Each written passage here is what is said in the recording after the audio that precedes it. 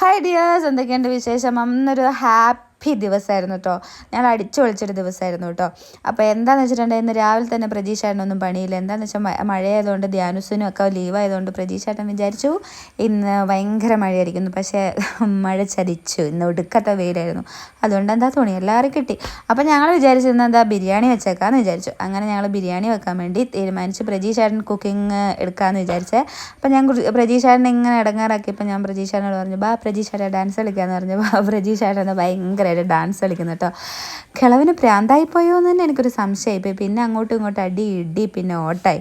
പിന്നെ അതാ ബിരിയാണി എല്ലാം ആയിക്കഴിഞ്ഞ് ഞങ്ങൾ ചെമ്പ് അടിക്കാനിരിക്കും കേട്ടോ. അപ്പോൾ നല്ല അടിപൊളിയായിരുന്നു മസാലയെല്ലാം. അപ്പോൾ ഞാനും പ്രതീക്ഷേട്ടനും ധ്യാനുസും കൂടി അടുക്കളയിലിരുന്നിട്ട് ആ ചെമ്പങ്ങ് വടിച്ചിങ്ങ് എടുത്തു. അങ്ങനെയൊക്കെ തിന്നുമ്പോൾ എന്തോ ഒരു പ്രത്യേക ടേസ്റ്റ് കൂടുതലാട്ടോ. അപ്പോൾ കുളിയെല്ലാം കഴിഞ്ഞ് വന്നിട്ട് ഞങ്ങളെല്ലാവരും കൂടി ഒരുമിച്ചിരുന്ന് ബിരിയാണിയും സർലാസും പിന്നെന്താ പായസം എല്ലാം ഉണ്ടാക്കിയിട്ടുണ്ടായിരുന്നു കേട്ടോ. ഇന്ന് എന്താണെന്നറിയില്ല, പ്രതീക്ഷേട്ടൻ പറഞ്ഞു ഇന്നെന്തോ ഒരു ഓണം പോലെയെല്ലാം തോന്നുന്നു ജിത്തുന്ന്.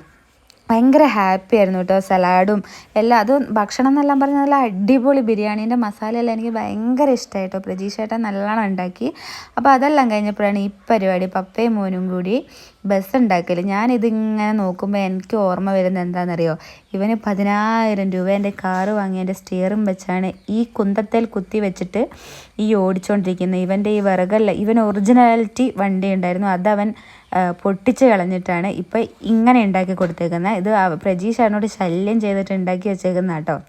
അപ്പം മറ്റേ കാറ് റെഡിയാക്കാൻ നോക്കി, അത് റെഡിയാക്കിക്കൊണ്ടിരിക്കുമ്പോൾ ഇവന് പിന്നെയും പോയിട്ട് അതിൻ്റെ സ്റ്റിയറിംഗ് റിങ് പറിച്ചെടുത്തു. അപ്പോൾ പ്രജീഷേട്ടൻ പറയുന്നത് ഇനി മേലെ എന്നോട് ശല്യം ചെയ്തേക്കരുത്, ഇതും കൊണ്ട് കളിച്ചേക്കണം എന്നെല്ലാം പറഞ്ഞു. അപ്പോൾ അവൻ ആന്നെല്ലാം പറയാം, എവിടുന്ന് ഒരു 5 മിനിറ്റ് ഉണ്ടാവും കളിക്കുന്നത്, അത് കഴിഞ്ഞാൽ പിന്നെ സാധാരണ പോലെ തന്നെ കേട്ടോ.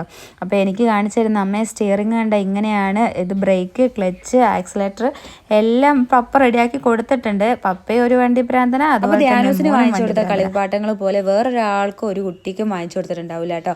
ഒരു പക്ഷേ വണ്ടിപ്രാന്തന്മാരായ അച്ഛന്മാരുണ്ടെങ്കിൽ കുട്ടികൾക്ക് അതുപോലെ വാങ്ങിച്ചു കൊടുക്കുമായിരിക്കും. കാരണം പ്രജീഷേട്ടൻ ധ്യാനൂസ് എന്ത് പറയുന്നോ ആ വണ്ടികളെല്ലാം വാങ്ങിച്ചു കൊടുക്കും കേട്ടോ. അതുപോലത്തെ ഒരാളാണ് പ്രജീഷേട്ടൻ. അപ്പോൾ ധ്യാനൂസിന് കുറച്ച് പഠിക്കാനെല്ലാം ഉണ്ടായിരുന്നു. അപ്പോൾ അതെല്ലാം പഠിച്ചെല്ലാം കഴിഞ്ഞ് പഠിപ്പിച്ചുകൊണ്ടിരിക്കുക കേട്ടോ. എഴുതാനും വായിക്കാനും എല്ലാം ഉണ്ടായിരുന്നേ. അപ്പോൾ ഇന്ന് ഒടുക്കത്തെ മഴ എന്ന് പറഞ്ഞിട്ട് ഇന്ന് ഒടുക്കത്തെ വെയിലായിരുന്നു. അതുകൊണ്ട് ഒരുപാട് തുണികൾ ഉണങ്ങി കിട്ടി കേട്ടോ. വെയിൽ കാണാത്ത കുറേ ഡ്രസ്സുകൾ ഉണ്ടായിരുന്നു, അതെല്ലാം ഉണങ്ങി കിട്ടി കേട്ടോ. അപ്പോൾ ഇന്ന് വളരെ നിറഞ്ഞൊരു ദിവസമായിരുന്നു കേട്ടോ. ഒരുപാട് നാളായി ഇങ്ങനെ സന്തോഷമായിട്ട് നിന്നിട്ട്. അപ്പോൾ ഇതുപോലുള്ള നല്ല നല്ല വീഡിയോകളായിട്ട് ഞങ്ങൾ ഇനിയും വരാം. അപ്പോൾ okay, bye bye, see U.